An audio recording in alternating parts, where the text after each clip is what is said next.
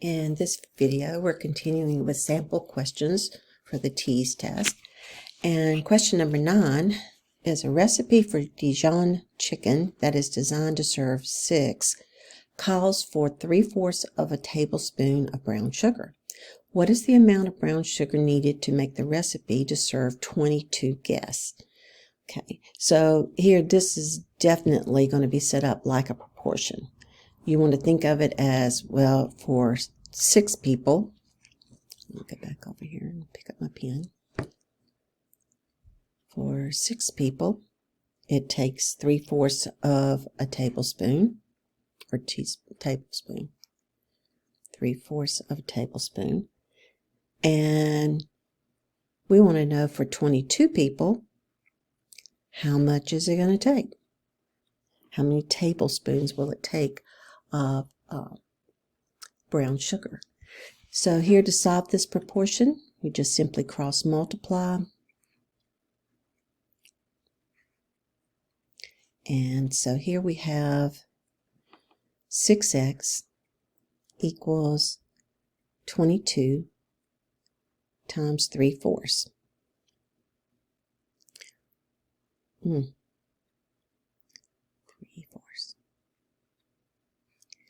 Now, to multiply with fractions, remember we just multiplied across when we did that earlier. And we can do the same thing here. Or you could type this into your calculator as 22 times 3 divided by 4, like that. But when we do that multiplication, we end up with 16.5. And here we've got 6x. And to solve, we need to do the same thing to both sides of the equation. So I'm going to divide by 6. So that cancels out. And my answer for x is 2.75. Now, since the problem, and this is tablespoons, since the problem gave the number of tablespoons for 6 in a fraction, they're probably going to express the answer in terms of a fraction or a mixed number. So 0.75, if I put 75 over 100 and then reduce it, that's going to be 2 3/4. These two are the same thing. And that's our final answer, 2 3/4 tablespoons. In the next problem, we want to solve, well, not solve, but simplify this expression. So this is where we use our order of operations. And remember with that, with all these operations, because it's got all 4 in it, we want to multiply or divide first. Okay, so I got multiplication and division here. And the way this works is we work from left to right. So 7 times 3 is 21.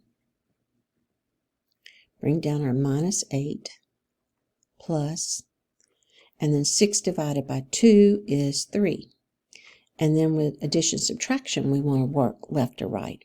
So 21 minus 8 is 13, and 13 plus 3 is 16. So our final answer here on this one is going to be 16. And then with our last problem, number 11, we have the interest earned on $1,000 is $23. If the interest rate and time period are the same, what is the amount of interest earned on $750? That's the same type of thing that we had up here with the Dijon chicken. We're looking at the deposited amount, which is $1,000, earns $23 interest. So if I deposited $750, same rate, same time, everything else the same, how much interest? That's the question. So here we're going to set up a proportion, cross multiply to solve. So our next step looks like this: 1,000x equals, and 23 times 750 is 17,250.